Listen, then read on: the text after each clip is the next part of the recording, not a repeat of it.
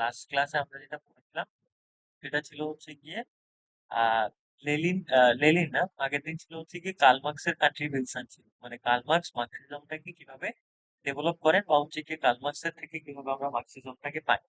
তো এটা মেইনলি আগের দিন আমাদের ডিসকাশন করা ছিল। আজকে আমাদের মেইনলি যেটা আছে সেটা হচ্ছে গিয়ে এই যে আগের দিন আমরা কার্ল মার্কসের ক্লাস টাইটেল দেখেছি এবং কার্ল মার্কসের যে মার্কসিজম সেটা অন্যান্য ডিফারেন্স মেটেরিয়ালিজম থেকে কিভাবে ডিফারেন্স ক্রিয়েট করে বা কার্ল মার্কসের এলিনিয়েশন থিওরি। এবার মেইনলি দেখো মার্কসিজমটাকে যে শুধুমাত্র কার্ল মার্কস প্রমোট করেছে বা মার্কসিজমটা শুধুমাত্র কার্ল মার্কসের একটা আইডিওলজি বা কার্ল মার্কস পুরো বিষয়টাকে কন্ট্রোলের মধ্যে রেখেছেন এরকম না। মার্কসিজম কার্ল মার্কস একটা দেশের, হ্যাঁ, তিনি নিজের দেশে সেটা প্রবাবিলিটি বা সেটাকে পসিবিলিটি করে দেওয়ার একটা চেষ্টা করেছেন। কিন্তু তার বাইরে অন্যান্য দেশের বিভিন্ন থিঙ্কার বা গ্রেট ফিলোসফার বা লিডাররাও কার্ল মার্কসকে অনুসরণ করার চেষ্টা করেছে বা ফলো করার চেষ্টা করেছে। তার মধ্যে অন্যতম একজন হচ্ছেন গিয়ে লেনিন, রাশিয়ার লেনিন। হুম। এবার দেখো রাশিয়ার লেনিন এর ব্যাপারে যদি তোমরা দেখবে কেন রাশিয়ার লেনিন, তোমরা দেখবে লেখা থাকে সিপিআই ব্র্যাকেটে লেখা থাকে এমএল। কেন এমএল লেখা থাকে? M for Marxism, L for Leninism, মানে ওরা মার্কসকেও ফলো করে, ওরা লেনিনকেও ফলো করে। কিন্তু মার্কস আর লেনিনকে যতই ফলো করুক বা মার্কস আর লেনিনিজমের মধ্যে একটু ডিফারেন্স আছে, মানে মার্কসের শিষ্য বা মার্কসের তুমি বলতে পারো ফলোয়ার ছিল লেনিনিজম, লেনিন। এবার লেনিনের গুরু বা হচ্ছে লেনিনের টিচার ছিল বলতে পারো মার্কস। ওকে, তো এরা এভাবেই ফলো করা হয়। এবার দেখো ইন্ট্রোডাকশন। ভ্লাদিমির ইলিচ লেনিন একজন হচ্ছে গ্রেট রেগুলারেশনের থিঙ্কার ছিল এবং এ একজন পলিটিক্যাল লিডারও ছিল। কোথাকার? রাশিয়ার একটা পলিটিক্যাল লিডার ছিল। দেখো একটা জিনিস, তোমাদের যে ফার্স্ট সেমিস্টারে পলিটিক্যাল সায়েন্সটা দেওয়া হচ্ছে এটা পুরোটা কিন্তু ইউরোপিয়ান কনসেপ্ট বা ইউরোপিয়ান পলিটিক্যাল থটগুলো দেওয়া হচ্ছে। তো সেই ক্ষেত্রে এগুলো একটু টাফ লাগবে। সেকেন্ড সেম থেকে আবার ঠিক হয়ে যাবে। সেকেন্ড সেমে পুরো Indian political thought, Indian polity পুরো ব্যাপারটাকে ইনক্লুড করা আছে।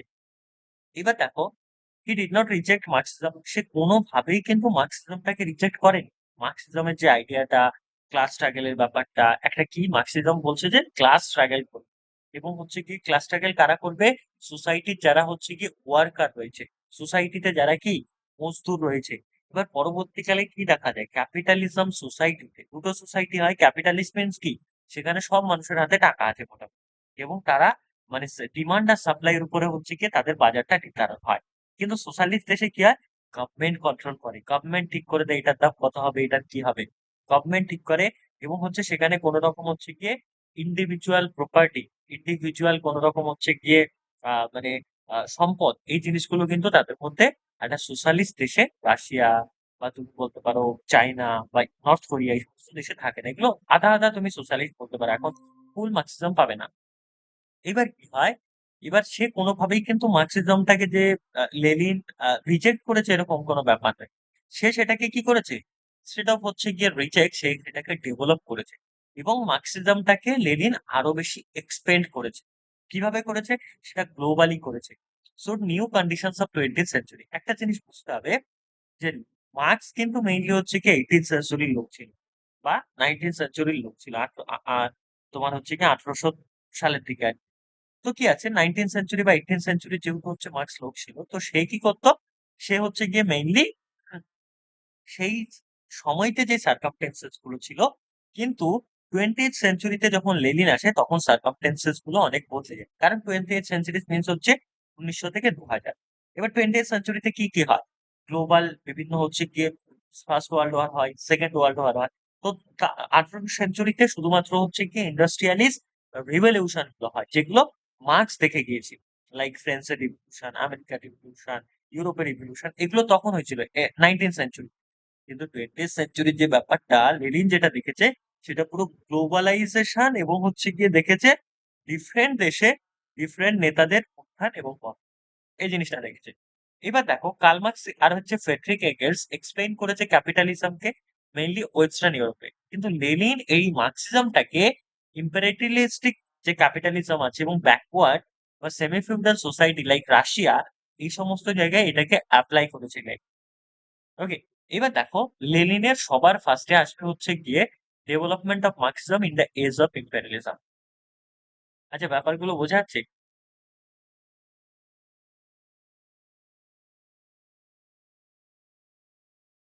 হ্যালো। হ্যাঁ স্যার, বুঝতে পারছি। ওকে। এইবার দেখো, আহ, সবার ফার্স্টে হচ্ছে গিয়ে একটা একটা কয়েকটা টার্ম শুধু মানে দেখে নাও। সবার ফার্স্টে টার্ম দেখতে পাচ্ছি ইম্পেরিয়ালিজম। ইম্পেরিয়ালিজম যদি হচ্ছে গিয়ে তোমার আমরা বাংলায় বলি, সেটা হচ্ছে গিয়ে সাম্রাজ্যবাদ। সাম্রাজ্যবাদ মানে কি? ধরো ফর এক্সাম্পল ইন্ডিয়া কি ছিল? ইন্ডিয়া কার এম্পায়ারের আন্ডারে ছিল? সেটা হচ্ছে ব্রিটেনের এম্পায়ারের আন্ডারে ছিল, ব্রিটেন সাম্রাজ্যের মধ্যে ছিল। তার মানে ব্রিটেন ইন্ডিয়ার উপরে, পাকিস্তানের উপরে, বাংলাদেশের উপরে, মিয়ানমার, শ্রীলঙ্কা বা হচ্ছে আরো অনেকগুলো দেশের উপরে কি করেছে, ওয়ার্ল্ড ওয়াইড একটা ইম্পেরিয়ালিজম বা সাম্রাজ্যবাদ ক্রিয়েট করেছে। মানে একটা শক্তিশালী দেশ যখন হচ্ছে গিয়ে কোনো একটা উইক নেশনকে, মানে তাদের নিয়ন্ত্রণে তাদের নিজেদের হচ্ছে গিয়ে মানে কলোনিয়াল রুল সেখানে এস্টাবলিশ করে, বা তাদের ইকোনমি, তাদের হচ্ছে গিয়ে তুমি বলতে পারো মার্কেট, সমস্ত কিছুকে দখল করে। একটা এক্সাম্পল কি, যে হচ্ছে ব্রিটেন আমাদের ইন্ডিয়াকে দখল করেছে। তখনকার সময়তে কি ছিল? ব্রিটেন একটা বড় এম্পায়ার ছিল, যে একটা ছোট দেশ ছিল তখনকার সময়তে, তো তারা কন্ট্রোল করেছে। এইবার দেখো, এইবার এখানে কি বলেছে, যে ইম্পেরিয়ালিস্টিক ক্যাপিটালিজম। মানে কি ইম্পেরিয়ালিস্টিক ক্যাপিটালিজমে এটাই হয়, যে এই যে ক্যাপিটালিজমের আইডিয়াটা, যেটা তুমি আমেরিকা, ইউরোপ এখনকার যুগে দেখতে পাচ্ছ, এটাকে মানে তখনকার সময়ে এরকম সাম্রাজ্যবাদের মধ্যে দিয়ে ছড়িয়ে দেওয়া হতো। ফার্স্টে দেশটাকে দখল করো, ফার্স্টে দেশের মধ্যে অ্যাটাক করো, তারপরে সেই দেশের মানুষদের মধ্যে, সেই দেশের ইকোনমির মধ্যে, সেই দেশের সোসাইটির মধ্যে একটা কি করো, বাস ব্যাকওয়ার্ড ক্লাসের উপরে কি করো, ইম্পেরিয়ালিস্টিক ক্যাপিটালিজমটাকে সরিয়ে দাও। এবার ইম্পেরিয়ালিস্টিক ক্যাপিটালিজমটা বোঝালাম, যেটা হচ্ছে কি সাম্রাজ্যবাদ বা মাধ্যমে, মানে দখল করার মাধ্যমে বা নিয়ন্ত্রণের মাধ্যমে, কন্ট্রোলের মাধ্যমে সেখানে ক্যাপিটালিজমের আইডিয়াটাকে ঢুকিয়ে দাও। বোঝা গেল ইম্পেরিয়ালিজম?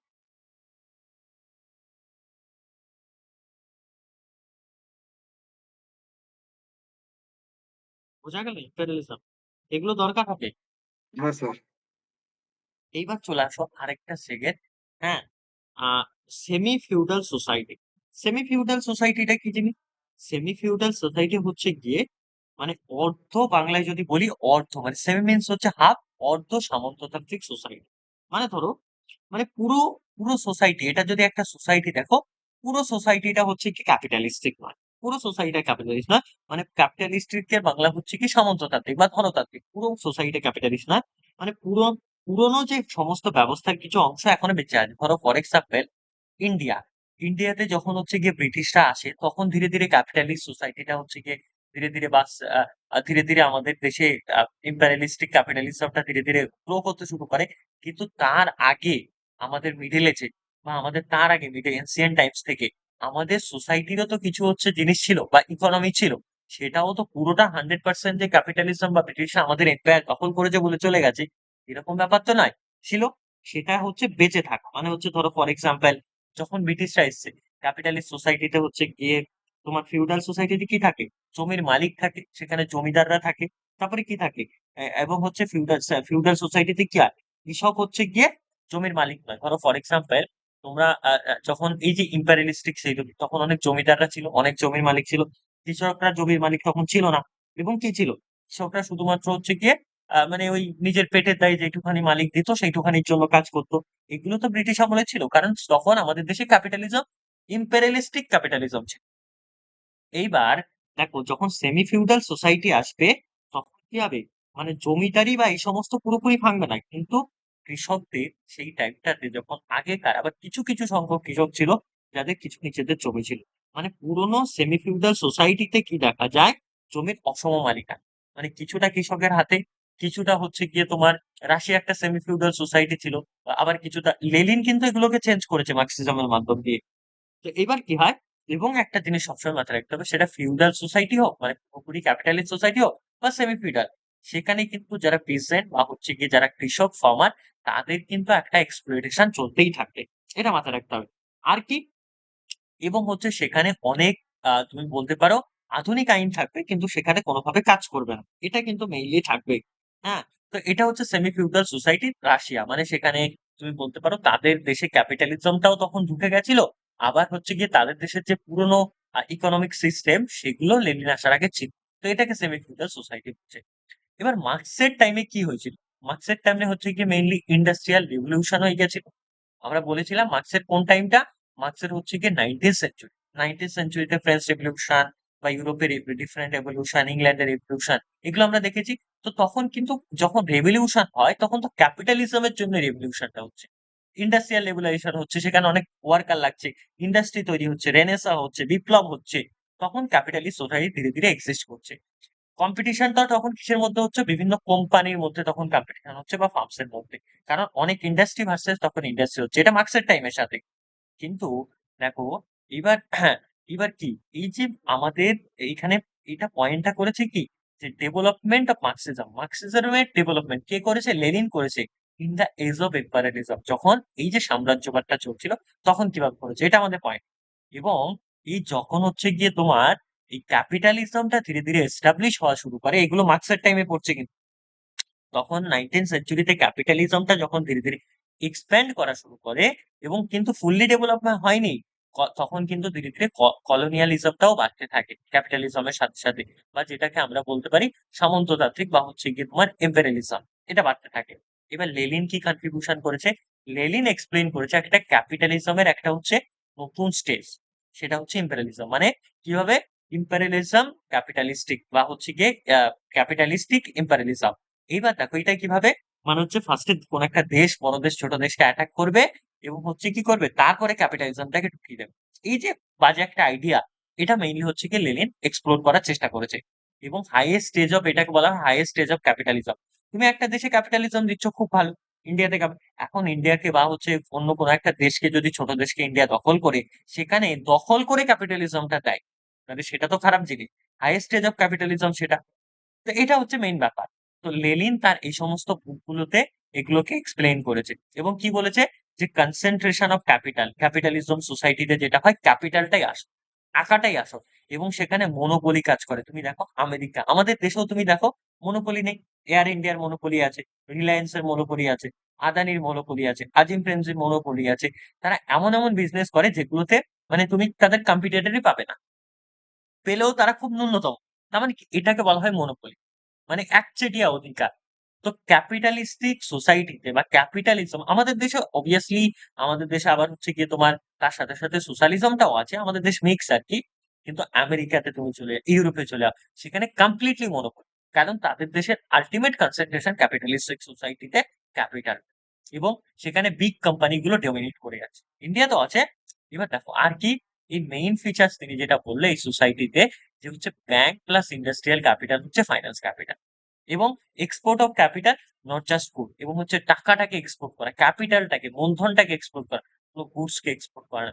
কেন এক্সপোর্ট করা ক্যাপিটালটাকে? এই জন্য এক্সপোর্ট করা যে সমস্ত দেশে, যাতে সেই সমস্ত দেশগুলোতে কি হতে পারে, ক্যাপিটালিজমটা এস্টাবলিশ হতে পারে। এবং ডিভিশন অফ দ্য ওয়ার্ল্ড, আমি এমন হচ্ছে গিয়ে ক্যাপিটালিজম, তোমরা দেখোনি যে হচ্ছে গিয়ে তোমার first world war, second world war, এই সমস্ত দেশগুলোতে মেইনলি হচ্ছে গিয়ে ক্যাপিটালিস্ট দেশগুলো একদিকে ছিল তখনকার সোসাইটি, বা ক্যাপিটালিস্ট দেশগুলোর মধ্যে পাওয়ারের ভীষণ ডিভাইডেশন ছিল, এবং কলোনিয়াল এক্সপ্লয়টেশন এবং ওয়ার্স তো চলতেই থাকতো ক্যাপিটালিস্ট সোসাইটিতে। কারণ কি, দেখো 19th সেঞ্চুরি 20th সেঞ্চুরি প্রচুর কলোনি ছিল ব্রিটিশদের, আমেরিকান কলোনি ছিল, বা ইউরোপ, ফ্রেঞ্চ, স্পেন, পর্তুগাল, এদের অনেক কলোনি ছিল এবং বিভিন্ন দেশের সাথে যুদ্ধ লেগেই থাকতো। এবার লেনিন প্রমাণ করে যে এই ক্যাপিটালিজম মেইনলি হচ্ছে গিয়ে গ্লোবাল হয়ে পড়ে, এবং এটা এক্সপ্লোটিভ, বিভিন্ন দেশকে শোষণ করছে এরা, এবং এরা যুদ্ধ ওরিয়েন্টেড, এবং মেকিং সোশ্যালিজম নেসেসারি। এইটা হচ্ছে গিয়ে তিনি এই যে এম্পারিয়ালিজমের যুগে বা হচ্ছে এই যে কলোনিয়ালিজমের যুগে তিনি মার্ক্সিজমটাকে ডেভেলপ করে। এটা একটা হচ্ছে গিয়ে ওনার ফার্স্ট, মানে এটা মেইনলি উনি রাশিয়ায় ডেভেলপ করার চেষ্টা করে, ফার্স্ট কন্ট্রিবিউশন। পয়েন্ট ওয়ান বোঝা গেল? হ্যালো। বুঝছি। হ্যাঁ, এটা কিন্তু মার্ক্সের সাথে তোমাদেরকে কম্পেয়ার করে পড়তে হবে, যে তবেই তো বুঝতে পারবো যে মার্ক্স আমাদেরকে, উনি আইডিয়াটা দিয়ে গেছেন মার্ক্সিজমের, আর এটাকে কিভাবে আরো বেশি হচ্ছে এলাবোরেট করেছে বা ওনার ফলস গুলো কোথায় ধরে দিয়েছে, লুফল গুলো, সেটা আমাদের ফার্স্টে দেখতে পাবো এনার কাছে, তারপরে গ্রামসের কাছে দেখতে পাবো। ফার্স্টে লেনিন কাও, ফ্যানগেল্ড আর্মির কথা বলছেন উনি। মার্কস কি বলেছে, যে ওয়ার্কার যারা থাকবে তারা একটা সময় গিয়ে এক্সপ্লয়েট হতে হতে কি তাদের অথচ মানে দেয়ালে পিঠ থেকে যাবে, তারপরে তারা হচ্ছে কি অটোমেটিক্যালি ডেভেলপ ক্লাসের অ্যাগেনস্টে কি করবে, রিভলিউশন ক্রিয়েট করবে। মানে ওনার কথা অনুযায়ী মার্কস বলে গেছে রিভলিউশনটা উড অ্যারাইজ ন্যাচারালি, অটোমেটিক্যালি আসবে। মানে মানুষের দেয়ালে পিঠ থাকবে, মানুষ তারপরে কি ওই মানছি না, না আমাদের এই দিতে হবে সেই দিতে হবে, আমরা এই ওয়ার্কার শ্রেণী এটা করবো। এইবার দেখো ক্যাপিটালিস্টিক সোসাইটি যখন আসে তখন বিভিন্ন ইন্ডাস্ট্রি গুলো ফর্ম হয়, রাইট? যখন ইন্ডাস্ট্রি গুলো ফর্ম হয় বিভিন্ন ওয়ার্কার দরকার হবে, আর ওয়ার্কার গুলো কি হবে, কাজ পেয়ে যাবে। মানুষ যখন কাজ পাওয়া শুরু করবে তখন আস্তে আস্তে এইটা কিন্তু আন্দোলনটা বন্ধ হয়ে যাবে। এটা বুঝতে পেরেছে কে? এটা লেনিন বুঝতে পারে যে আন্দোলন ওইভাবে আসবে না। কিন্তু লেনিন কি করে, যে একটা দরকার হচ্ছে গিয়ে লেনিন ইমপ্লিমেন্ট করছে যে ওয়ার্কার্স টেবলে only trade union consciousness on their own. এবং কি হয়, ওয়ার্কার যেখানে যেখানে আছে সেখানে অবভিয়াসলি ট্রেড ইউনিয়ন আছে। এখনকার যুগে বিভিন্ন পলিটিক্যাল পার্টি ট্রেড ইউনিয়ন আছে, তোমরা জানো। TMCP trade union, BJP, CPM, Congress. তো সমস্ত পার্টির হচ্ছে ট্রেড ইউনিয়ন। এবং ট্রেড ইউনিয়ন গুলো কি কাজ, এরা হচ্ছে গিয়ে কোম্পানির মালিকের সাথে বোঝাপড়া করে শ্রমিকদের ভুলভাল বুঝিয়ে চ্যাপ্টার ক্লোজ। ওকে, তার মানে কি, এইবার এই যে জিনিসটা, যে ওয়ার্কার গুলো যদি আমরা ভাবি যে ওয়ার্কারদের হচ্ছে গিয়ে ন্যাচারালি তারা বিপ্লব করবে, তা পসিবল না। কারণ তাদের মধ্যে ট্রেড ইউনিয়ন ঢুকে গেছে। যখন তাদের মধ্যে ট্রেড, লেনিন এগুলো বুঝতে পারছে যে মার্কসিজমটা 100 বছর আগে, মানে তিনি আসার তার আগের শতকে হচ্ছে গিয়ে আগের সেঞ্চুরিতে মার্কস দিয়ে গেছে, এখনো কেন মানে ইমপ্লিমেন্ট হচ্ছে না, তাই না? তো উনি এটা লুপহোল গুলো বুঝতে পারছেন লেনিন ধীরে ধীরে। এবং তিনি সেটা ফার্স্টে রাশিয়াতে হচ্ছে দিচ্ছেন, তারপরে চায়না থেকে মাও বেরিয়ে আসছে, এরকম ডিফারেন্ট দেশ থেকে পরবর্তীকালে বিভিন্ন নেতারা বেরিয়ে আসছে। এবার বলছে ট্রেড ইউনিয়ন গুলো তো এই সমস্ত ব্যাপারগুলো সলভ করে নিচ্ছে, এবং রেগুলেশনের concept must be brought from outside. এবার দেখো ইনি বলছেন যে হচ্ছে গিয়ে লেনিন বলছে একটা পার্টি সিস্টেম তৈরি করতে হবে। এই যে কমিউনিস্ট পার্টির আইডিয়াটা, এটা কিন্তু মার্কসিজমের থেকে আসেনি। মার্কসের পরেই হচ্ছে কি লেনিন ফেলিন এদের থেকে আস্তে আস্তে আস্তে আস্তে এই যে কমিউনাল পার্টির আইডিয়া গুলো আসতে থাকে। তার মানে কি, এবার মেইনলি হচ্ছে ওনার কথা একটা ভ্যানগার্ড পার্টি ইউজ করা যায়। লেনিন ইন্ট্রোডিউস করা আইডিয়া অফ ডিসিপ্লিন এবং প্রফেশনাল রেভলিউশনারি পার্টি, যে কমিউনিস্ট পার্টির আইডিয়া এখনো আসেনি, এখন কিন্তু একটা ভ্যানগার্ড পার্টি। এবার ভ্যানগার্ড পার্টির কাজ কি হবে, যে হচ্ছে কি বিপ্লব করার জন্য ওয়ার্কারদেরকে বা পিসেন্টদেরকে যদি আমাদেরকে তো একটা ছাতার তলায় নিয়ে আসতে হবে। যদি আমাদেরকে ছাতার তলায় নিয়ে আসতে হয় তাহলে কি তাদের জন্য একটা অর্গানাইজেশন, যদি এখন যদি বলে যে হচ্ছে গিয়ে তোমার আন্দোলন হবে। আচ্ছা, আন্দোলনটা কার ব্যানারে হবে? টিএমসির ব্যানারে, সিপিএম এর ব্যানারে, কংগ্রেসের ব্যানারে, বিপ্লবী মঞ্চের ব্যানারে, এই ব্যানারে, সে কোন একটা অর্গানাইজেশন, কোন একটা পার্টির ব্যানারে হতে হবে। তো তখন কি করে, যে একটা ডিসিপ্লিন প্রফেশনাল একটা রেভলিউশনারি পার্টি লেনিন আইডিয়া দেয়, যে এটা যদি আমরা নিয়ে আসতে পারি, এর আন্ডারে হচ্ছে মানুষজন আসবে। দেখো উনি কিন্তু মার্কসিজমটা বা কমিউনিজমটাকে আস্তে আস্তে ডেভেলপ করার জন্য কি করছে, এই সমস্ত কাজগুলো স্টেপ গুলো নিচ্ছে। কারণ মুখ থুবড়ে পড়েছিল ফার্স্টের দিকে। তা উনি মার্কসিজম, কার্ল মার্কস দেওয়ার পরেও কিন্তু, বা লস এঞ্জেলস দেওয়ার পরেও কিন্তু যে ইমপ্লিমেন্ট হয়ে গেছে পৃথিবীতে ছড়িয়ে গেছে এমন না। এই ধীরে ধীরে তার পরের শতক থেকে এরা বুঝতে পারে, বা যারা কার্ল মার্কসকে ফলো করে, এই পলিটিক্যাল থিঙ্কার বা গ্রেট ফিলোসফাররা, তারা ধীরে ধীরে, বা পলিটিক্যাল লিডাররা, তখন এই যে এই আইডিয়া গুলো, এগুলো কিন্তু তাদের এক একটা স্টেপ। এবং এটাই হচ্ছে মার্কসিজমে লেনিনের এক একটা কন্ট্রিবিউশন দিতে থাকে, যে একটা রিভলিউশনারি পার্টি দরকার। যে পার্টিটা কি করবে, যেই পার্টিটা হচ্ছে কি এটাকে ডেভেলপ করবে, যে পার্টিটা কি করবে, মানুষদেরকে এক ছাতার তলায় নিয়ে আসবে, ডিসিপ্লিন বানাবে, প্রফেশনালিজম করবে, এবং আন্দোলন করতে সাহায্য করবে। এবার কি হবে, স্মল হবে সেটা, কিন্তু হাইলি কমিটেডেড হবে। 10 জন লোক থাকুক, কিন্তু তারা 10 জনে আন্দোলন করবে। 10 জনের মধ্যে একটা কি বলবো, মানে আহ, একটা প্রোটেস্ট করার, একটা এই ক্যাপিটালিজমের এগেনস্টে কথা বলার সাহস থাকতে হবে। এবং হচ্ছে গিয়ে তারা পলিটিক্যালি এডুকেটেড হতে হবে, মানে দেশে কি চলছে, দেশের বাইরে কি চলছে, ক্যাপিটালিজম কি ভালো না মন্দ, এই জিনিসগুলো মানুষকে বোঝাতে হবে। যে ক্যাপিটালিজম খারাপ, আগে তো তোমাকে এটা জানতে হবে যে তুমি পরে বলতে হবে যে হচ্ছে কি আমার কাছে কি ভালো আছে, আগে এটা বলতে হবে যে হচ্ছে ওর ওর কি কি জিনিস খারাপ আছে, তাই না, ওর কি কি লুপহোলস আছে। তো এই পলিটিক্যালি এডুকেটেড হলে, রাজনৈতিক ভাবে মানুষ যখন সচেতন হবে, তখনই কিন্তু উনি জানতে পারবেন। তো এই ভ্যানগার্ড আর্মি যারা বা পার্টি যিনি প্রতিষ্ঠা করছেন লেনিন, তিনি এই আইডিয়া গুলো দিচ্ছেন। এবং একটা স্ট্রং লিডারশিপ, তাদেরকে কন্ট্রোল করার জন্য এই যে পার্টির মধ্যে একটা সেক্রেটারি, একটা যা থাকুক তাদের পার্টির সিস্টেম অনুযায়ী, সেরকম একটা লিডারশিপ দরকার। নেতা না হলে তো নেতৃত্ব কে দেবে, লিডারশিপ কে ক্রিয়েট করবে, লিডার না থাকলে। এটা হচ্ছে, এবং সেন্ট্রালাইজ একটা অর্গানাইজেশন। ধর এই স্টেটে একটা পার্টি, এই স্টেটে একটা পার্টি, এই স্টেটে ওদের একটা সবগুলো মিলিয়ে তো সেন্ট্রালাইজ একটা অর্গানাইজেশন থাকতে হবে। দেখো না এগুলো, এখনকার সিপিএম পার্টিতে, সিপিএম এর কেন্দ্রীয় কমিটি বলে একটা কমিটি হয়, তারা ঠিক করে হচ্ছে গিয়ে ডিফারেন্ট স্টেটে কোন কোন নেতারা থাকবে, কোন কোন নেতারা ইসা, তাই না? তো এটা কি, এই যে সেন্ট্রালাইজ একটা অর্গানাইজেশন তাদের আছে, এবং স্টেট ওয়াইজ একটা হচ্ছে ইসে, এবং স্ট্রং লিডারশিপ আছে। তো এবার বলছে without such a party revolution would fail. এটা কে বুঝতে পেরেছে? এটা বুঝতে পেরেছে হচ্ছে গিয়ে এই লেনিন বাবু। লেনিন যখন এটা বুঝতে পারেন, তখন এটা কি করে, তিনি হচ্ছেন গিয়ে এই আইডিয়াটা দেন, যে এটা করে গেলে তাহলে হচ্ছে গিয়ে মার্কসিজমকে আমরা আবার সেকেন্ড টাইমের জন্য এস্টাবলিশ করতে পারবে।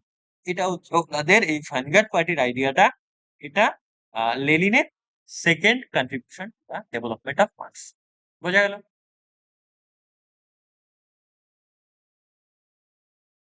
বোঝা গেল?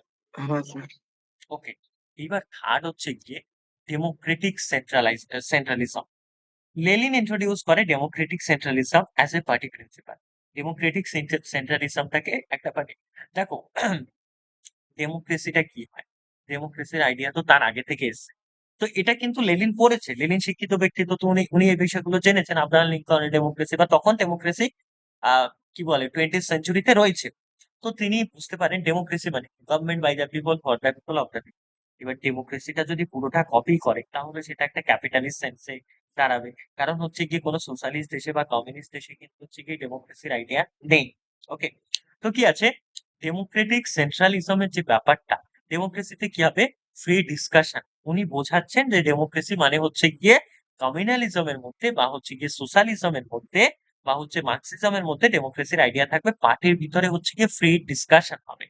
পার্টির ভিতরে পার্টির ভালো মন্দ, পার্টির হচ্ছে গিয়ে ফিউচার টার্গেট, পার্টির সমস্ত কিছু নিয়ে ফ্রি মানে একটা ডিসকাশন হবে। সেন্ট্রালিজম কি, once a decision is made everyone must follow. মানে ফর এক্সাম্পল ডেমোক্রেটিক সেন্ট্রালিজম এটাই দাঁড়িয়েছে যে পার্টির যত মেম্বার আছে সবাইকে নিয়ে আমরা বৈঠক ডাকবো, সবাইকে নিয়ে মিটিং করব, সবাইকে নিয়ে আলাপ আলোচনা হবে, ডিসকাশন চলবে, তারপরে একটা ডিসিশন গ্র্যান্ড করা হবে এবং সেই ডিসিশনটা পুরো পার্টির যত মেম্বার আছে সবাইকে ফলো করতে হবে। মানে এটাকে বলা হচ্ছে সেন্ট্রালাইজড মানে ডেমোক্রেটিক সেন্ট্রালিজম। এর অ্যাডভান্টেজ কি, এর অ্যাডভান্টেজ হচ্ছে ইউনিটি থাকবে, যে ইউনিটি ইন অ্যাকশন, মানে অ্যাকশনের মধ্যে আমরা একতা দেখতে পাবো। দেখো উনি কিন্তু প্রসেস অনুযায়ী ফার্স্টে একটা করলো, সেকেন্ডে একটা আর্মি তৈরি করলো, থার্ডে কিন্তু আর্মিটার এবার কাজ কি হবে, আর্মি না সরি পার্টি, ওই পার্টিটার কাজ কি হবে, রেভলিউশনারি পার্টি, তাদের মধ্যে একটা কমিটি থাকবে, কমিটি একটা ফ্রি ডিসকাশন করবে এবং তারা একটা ডিসিশন নেবে, সেই ডিসিশন পার্টির যত মেম্বাররা আছে, মেম্বারশিপ যারা যারা করিয়েছে সবাইকে ফলো করতে হবে। ইউনিটি ইন অ্যাকশন তখন দেখা যাবে এবং কি একটা স্ট্রং ডিসিপ্লিন থাকবে তার মধ্যে এবং এফেক্টিভ লিডারশিপ দেখা যাবে ডিউরিং রিভলিউশন। যখন রিভলিউশন হবে, যখন বিপ্লব হবে, যখন আন্দোলন হবে, যখন মিউটিনি হবে, তখন যাতে একটা এফেক্টিভ রিভলিউশন দেখা যাবে, কারণ সবাই এক নীতিতে চলছে, সবার উদ্দেশ্য এক, সবার ইন্টেনশন এক। এটা কারণ এবং সেই যে ডিসিশনটা নেওয়া হয়েছে সেটা পার্টির মেম্বারদের মধ্যে বা কোর কমিটির মেম্বারদের মধ্যে ডিসকাশন করেই নেওয়া হয়েছে। এবং this system help the Bolshevik succeed in the Russian. আমরা জানি না রাশিয়ায় লেলিন করেছিল বলশেভিক আন্দোলন, এটা কিভাবে করেছে, এটা তো এই রেভলিউশনারি পার্টির মাধ্যম দিয়েই করেছে। তখনও কমিউনিস্টের আইডিয়া আসছে না, পার্টির আইডিয়া আসছে না, কমিউনিস্ট পার্টির কথা। তো বলশেভিক আন্দোলনটা কিভাবে সাকসেস হয়েছে, ফার্স্টে এই আইডিয়াটা, মানে মার্কসিজমকে প্রতিষ্ঠা করার জন্য লেনিনের এতগুলো আইডিয়া। তাহলে এটা থার্ড আমরা কি বুঝলাম, একটা ডেমোক্রেটিক সেন্ট্রালিজম উনি তৈরি করছে, মানে পার্টির ভেতরে ফ্রি ডিসকাশনের মাধ্যমে একটা ডিসিশন নেওয়া, সোজা কথা, আন্দোলন করতে গেলে এই জিনিসটা ওনারা বলছেন দরকার। বোঝা গেল? হ্যাঁ স্যার। ওকে। এইবার 4 নাম্বার হচ্ছে কি ওনার কন্ট্রিবিউশন কি, 4 নাম্বার কন্ট্রিবিউশন হচ্ছে ডিক্টেটরশিপ অফ ফ্লুরাইড। দুটো জিনিস, একটা ফ্লুরাইটিয়ার মানে হচ্ছে কি যারা ওয়ার্কার শ্রেণী, যারা গরিব ওয়ার্কার, লেবার, পিসেন্ট, মজদুর, এদের একটা, এদেরকে প্রোলেটারিয়েট বলা হয়, মানে স্ট্রাগল ক্লাস। আর একটা হচ্ছে বুর্জ ক্যাপিটালিস্ট, যাদের হাতে অনেক টাকা পয়সা আছে, ব্যবসায়ী, ধনী সম্প্রদায়, রিচ পিপল, এই সমস্ত হচ্ছে কি একটা বুর্জ। এবার বলছে কাদের ডিক্টেটরশিপ তৈরি করতে হবে, উনি বলছেন লেনিন, যে হচ্ছে প্রোলেটারিয়েট মানে হচ্ছে যারা শ্রমিক আছে, লেবার আছে, তাদের এক নায়কতন্ত্র, মানে তারাই সোসাইটিকে দখল, এটা ওনার view। মার্কস কি চেয়েছেন, ফার্স্টে রিভলিউশন হবে, তারপরে ওয়ার্কাররা এমনি এমনি হচ্ছে গিয়ে স্টেটটাকে, উনি মার্কস বলে গেছে যে অবভিয়াসলি হচ্ছে, এবং এবং মার্কস এটাও বলে গেছে, মার্কসের কথা অনুযায়ী কি সব অটোমেটিক্যালি হবে। রেভলিউশনটা মানে ওয়ার্কারদের একদিন দেয়ালে পিঠ থেকে যাবে, তারা একদিন আন্দোলন করবে, তারপরে তারাই হচ্ছে স্টেটকে কন্ট্রোল করবে, সরকারকে তারাই কন্ট্রোল করবে। কিন্তু এটা মার্কসের ভিউ। লেনিন পুরো ক্লারিফাই করে দিয়েছে না, এটা হতে পারে না। লেনিন এক্সপ্লেন করছে the working class must use the state for use suppress of capitalist resistance. যে ক্যাপিটালিস্ট যে সোসাইটি আছে তাদের এগেনস্টে, দেখো মানে উনি বলছে সবার ফার্স্টে তো একটা পার্টি তৈরি করা হলো, সেই পার্টির মধ্যে একটা মানে কি বলে ডেমোক্রেটিক একটা সেন্ট্রালিজম তৈরি করা হলো। ডেমোক্রেটিক সেন্ট্রালিজমের মাধ্যমে যখন হচ্ছে গিয়ে তোমার কি রিভলিউশন হলো, তারপরে যদি তারা ওয়ার্কাররা সেই পুরো দেশটাকে দখল করতে পারে, তখন কি করতে হবে, পুরো সাপ্রেস করতে হবে কাদেরকে, ক্যাপিটালিস্ট রেজিস্ট্যান্সকে বা ক্যাপিটালিস্টিক যে মাইন্ডসেটের লোকজন বা দলগুলো আছে যা আছে সেটাকে স্টেট পাওয়ার ইউজের মাধ্যমে। কিভাবে? স্টেট পাওয়ার মানে দেশের আর্মি, দেশের নেভি, দেশের পুলিশ প্রশাসন, অ্যাডমিনিস্ট্রেটিভ সমস্ত কিছু এই ওয়ার্কিং ক্লাস নিয়ে নেবে। ওয়ার্কিং ক্লাস নিয়ে যতগুলো হচ্ছে গিয়ে তোমার ক্যাপিটালিস্ট রেজিস্ট্যান্স আছে মানে ক্যাপিটালিস্ট রেজিস্ট্যান্স তাদেরকে চেপে দেবে। এটা হচ্ছে গিয়ে লেনিনের মানে হচ্ছে গিয়ে তোমার মাইন্ডসেট। এবং হচ্ছে কি এটাকেই উনি বলছে হচ্ছে ডিক্টেটরশিপ অফ প্রোলেটারিয়েট, মানে ওয়ার্কারদের ডিক্টেটরশিপ, ওয়ার্কার্সদের। তাহলে কি এটা পার্সোনাল ডিক্টেটরশিপ নয়, কোনো একজন ওয়ার্কার করবে না, এটা ওয়ার্কার সমস্ত ওয়ার্কাররা করবে। ইট রিপ্রেজেন্টেটিভ মেজরিটি ওয়ার্কার্স, সমস্ত ম্যাক্সিমাম ওয়ার্কারদের ডিক্টেটরশিপ থাকবে, যে একজন ওয়ার্কার করেছে এরকম না। এবং টেম্পোরারি মানে স্টেজ এটা করে ক্লাস সোসাইটি। এবার দেখো লেনিন তাহলে কি আইডিয়া দিল, প্র্যাকটিকাম ফ্রম দ্য সোভিয়েতস। এবং এখানে কি দাঁড়িয়েছে যে সোভিয়েতকে দিয়ে তিনি কিন্তু একটা প্র্যাকটিক্যাল আইডিয়া দিচ্ছে, উনি বলশেবিক আন্দোলন করে দেখিয়েছে। এবং ওয়ার্কার্সরা যারা আছে তারা বা প্রোলেটারিয়েট বা এরা কি করেছে, স্টেট পাওয়ার কে ইউজ করে সেখানে কি করেছে, ক্যাপিটালিস্ট রেজিস্ট্যান্স কে তারা এক সময় কি করেছিল, দাবিয়ে দিয়েছে, তারা এক সময় সেটাকে সাপ্রেস করেছে। এটা হচ্ছে গিয়ে 4 নাম্বার কন্ট্রিবিউশন, তা হচ্ছে গিয়ে মানে Marxism, development of Marxism, Lenin. Number কি, role of Soviet, worker council. Soviet means হচ্ছে ওয়ার্কার্স কাউন্সিল। লেনিন সাপোর্ট করছে সোভিয়েতকে, কাউন্সিল অফ ওয়ার্কার। সোভিয়েত কথার মানেই হচ্ছে কি কাউন্সিল অফ ওয়ার্কার্স, মানে ওয়ার্কারদের একটা কমিটি, একটা কাউন্সিল মানে সভা। কাউন্সিল মানে হচ্ছে কি সভা, এটা যেমন হয় না পার্লামেন্ট হয় না সেরকম কাউন্সিল। তো ওয়ার্কারদের একটা কাউন্সিল থাকবে, পিসেন্টদের মানে একই সাথে পিসেন্ট এবং সোলজার, সেনাবাহিনীকেও এর মধ্যে টানছে। এদের প্রত্যেকেই কি একটা হচ্ছে গিয়ে কাউন্সিল থাকবে। এবং এরা প্রত্যেকেই হচ্ছে ডাইরেক্টলি ইলেক্টেড হবে, ইনস্ট্রুমেন্ট অফ পিপলস পাওয়ার। এদের স্লোগান থাকবে all power to the Soviet, মানে সমস্ত পাওয়ারটা থাকবে হচ্ছে গিয়ে কারাতে, এই কাউন্সিল অফ ওয়ার্কার্স সাথে। মানে ওয়ার্কাররা, পিজেন্টরা আর সোলজাররাই হচ্ছে গিয়ে আলটিমেট তোমার কি বলবো, আলটিমেট মানে দেশের ধর্তা নেতা, লিডার। এটা এই যে রোল অফ সোভিয়েত ওয়ার্কার্সদের কাউন্সিল, এইটাও কিন্তু হচ্ছে গিয়ে মানে এই যে কমিউনিজম আসার আগে মার্কসিজমকে ডেভেলপমেন্ট করার ক্ষেত্রে এটাও একটা তুমি বলতে পারো কি একটা তোমার হচ্ছে গিয়ে মানে কন্ট্রিবিউশন কার, লেনিনের। এই দেখো কাকে রিপ্লেস করেছে, বুর্জোয়াদের বা ক্যাপিটালিস্ট সোসাইটিদের যে পার্লামেন্টারি সিস্টেম সেটাকে রিপ্লেস করে ওনারা বানাচ্ছে হচ্ছে গিয়ে কাউন্সিল অফ ওয়ার্কার্স বা রোল অফ সোভিয়েত, সোভিয়েত বানাচ্ছে তারা, তাই না? বলশেবিক আন্দোলন পুরো ইউরোপে, ইউরোপে না মানে রাশিয়ার হচ্ছে গিয়ে পুরো যতগুলো আমরা এখন ওই পোল্যান্ড ফোল্যান্ড এই সমস্ত দেশগুলো আমরা দেখি, ইউক্রেন টিউক্রেন, এগুলো তো সমস্ত মানে সোভিয়েত ইউনিয়নের পার্ট ছিল। এদেরকে নিয়ে একটা কাউন্সিল ছিল, তাই না? তখন তারপর তো ভেঙে যায় সব সোভিয়েত ইউনিয়ন। তো কি এই যে রোল অফ সোভিয়েত হচ্ছে কি ওয়ার্কার্সদের একটা কাউন্সিলিং থাকবে, এবং কি একটা কাউন্সিল থাকবে, এবং তারাই হচ্ছে গিয়ে পার্লামেন্টারি সিস্টেম যেটা বুর্জোয়ারা করে সেটাকে রিপ্লেস করবে। এবং তাদের স্লোগান থাকবে all power to the Soviet. All power to the Soviet কথার মানে কি, all power to the workers, the peasants, the soldier. এটা হচ্ছে মার্কসের মানে মার্কসিজমের কন্ট্রিবিউশনের ক্ষেত্রে বা ডেভেলপমেন্টের ক্ষেত্রে লেনিনের আরেকটা।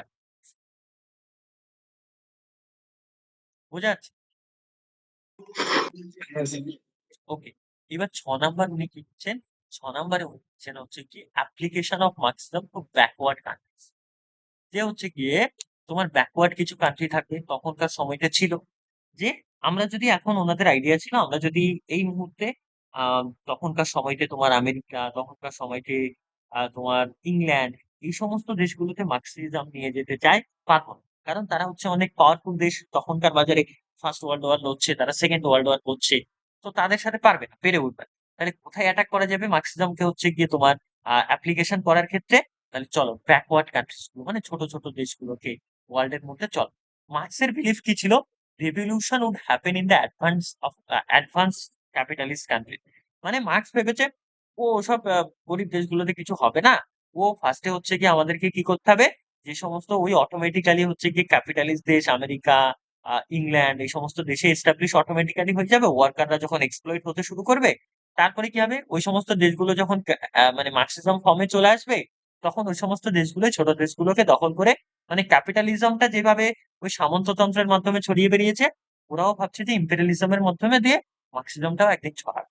এটা ওনার একটা ইমাজিনেশন ছিল, কার্ল মার্কসের।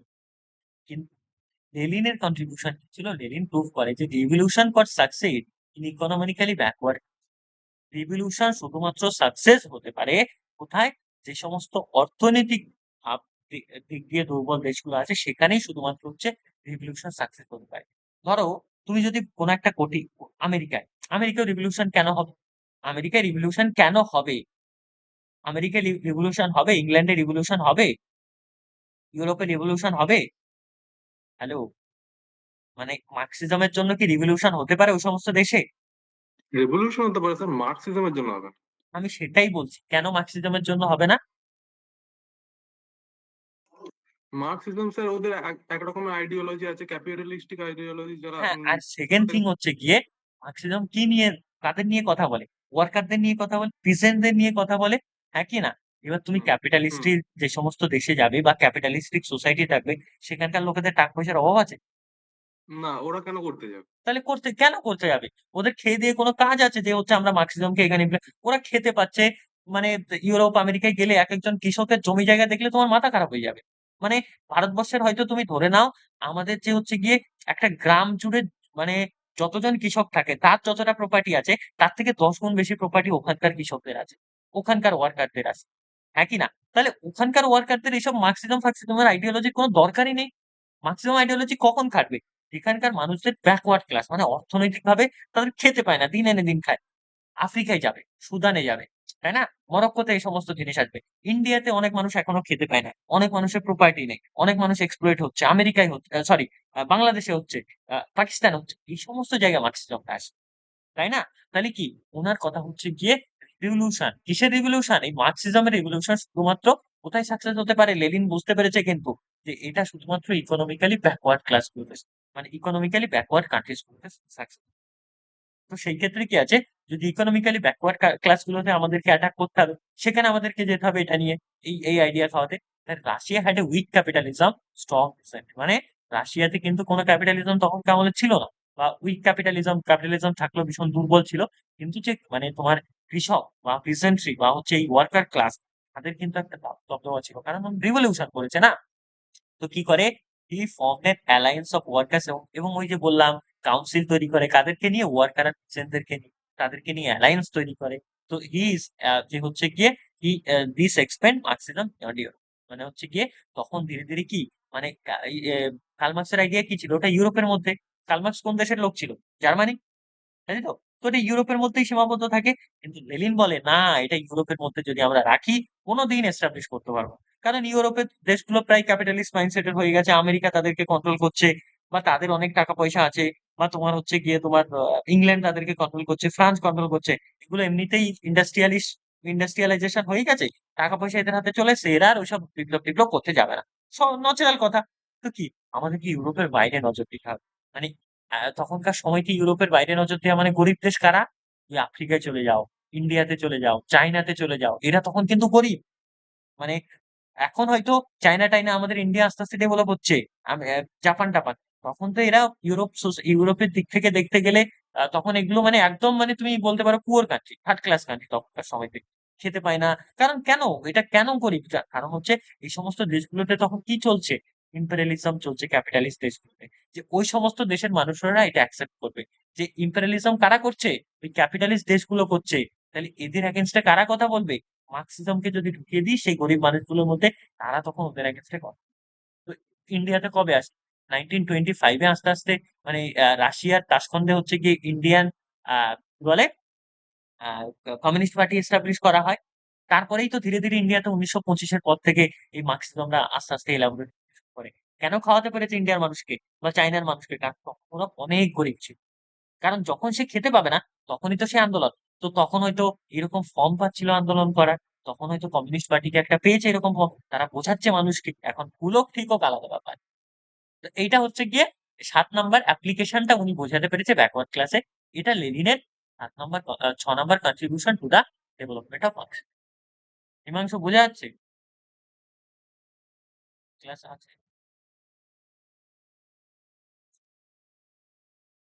তো এবার 7 নাম্বারে কি আছে, 7 নাম্বারে হচ্ছে দেবদীপ, বোঝা যাচ্ছে? হ্যাঁ স্যার। ওকে। এইবার নেক্সট হচ্ছে গিয়ে আমাদেরকে দিচ্ছে theory of nationalism and self determination. Theory of nationalism আর সেলফ ডিটারমিনেশন আর কি? ধরো আহ, এইবার দেখো ন্যাশনালিজমটাতে কি হয়। ন্যাশনালিজম মানে হচ্ছে গিয়ে সেই দেশের লোকেদের হচ্ছে নিজের দেশের ব্যাপারে উস্কে দেওয়া। এটা হচ্ছে ন্যাশনালিজম। মানে ভালোভাবে ন্যাশনালিজম খারাপ কিছু নয়, জাতীয়তাবোধ। মানে নিজের দেশটাই সেরা, নিজের দেশকে সবসময় প্রায়োরিটি দিতে হবে, নিজের দেশের কালচারকে প্রায়োরিটি দিতে হবে, নিজের দেশের সমস্ত কিছু ভালো, এটা তোমাকে মানতে হবে।